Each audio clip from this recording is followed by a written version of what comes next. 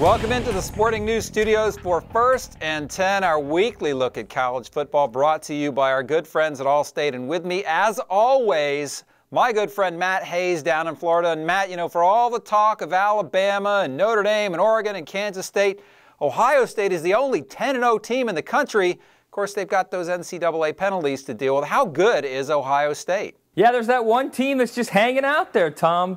You know, the one team that isn't getting much pub because, you know, their coach cheated and their administration fouled away, covering it up, and everything got all messed up. And the next thing you know, they've got a bowl ban. So now here we are, and Ohio State's unbeaten, one of 5 unbeatens. They can't go to a bowl. They can't play in the BCS National Championship game. All of a sudden, you hear everyone saying, well, where would this team fit in? So, Tom, I'm going to tell you where they fit in. Certainly not in the top 4, probably not in the top 6. And when you start looking at this team, yeah, they're unbeaten. Their opponent records, Tom, 42-50. They have 1 win against the BCS top 25, number 16, Nebraska. Let's compare that to, let's say, Florida, a 1-loss Florida team. Opponent records of 49-34. They have top 10 wins over LSU and South Carolina, a top 15 win over Texas A&M, and their loss is to number 5, Georgia. And I think when you start comparing these resumes of Ohio State and the unbeatens and 1-loss Florida and 1-loss Georgia, and frankly, 2-loss LSU, it's not even close.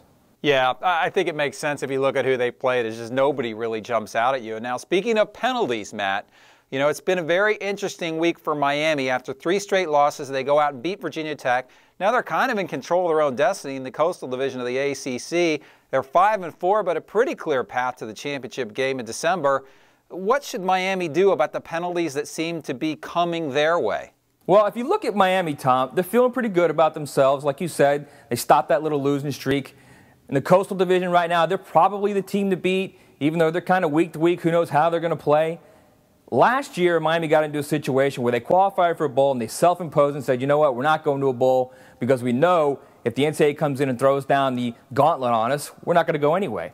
So the NCAA still hasn't come in yet, and here they are once again in a situation where they're going to be bowl eligible, and frankly, they could win the ACC. Now they'd have to win the Coastal, and they'd have to beat probably Florida State in the ACC championship game, a team they lost to earlier this year. And if you're Miami, you certainly have to look to yourself and say, okay, this is not a good team. We're basically an average team, and do you really want to put yourself in a situation where if you get lucky and you get to the ACC championship game, you lose the ACC championship game, then you're in another meaningless bowl?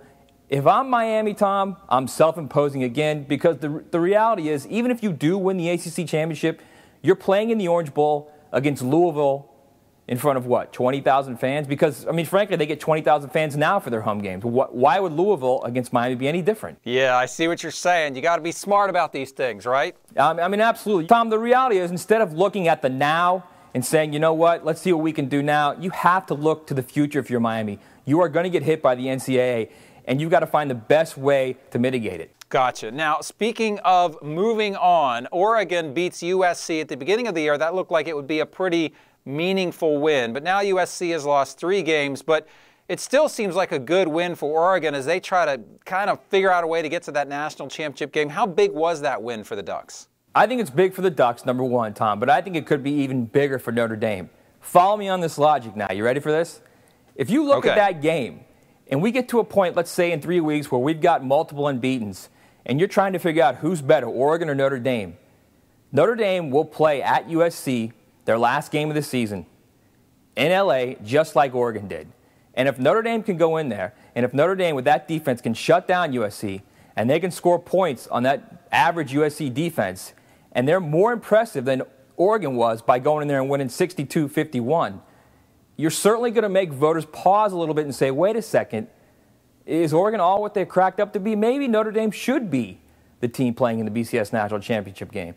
At the very least, that game is going to kind of give everybody an idea of where both teams sit, if they both continue to win out. Gotcha. Now, let me just ask you this, because we sit here and we don't know what's going to happen with these undefeated teams heading down the stretch, but let's just assume, for the sake of argument, Alabama is as good as we think they are, that they win out and make the national title game. Who do you think is the best bet to meet them there right now? You want me to do my Denny Green? They are who we thought they are? Start pounding the table. I think right now, I think the game that everybody wants to see, Tom, is Oregon, obviously, simply because of the the crazy Oregon offense and the speed in that team, and the fact that what can they do against that great Alabama defense. I think probably the best game, believe it or not, would probably be Notre Dame, simply because Notre Dame's got the defense, I think, to hang with Alabama.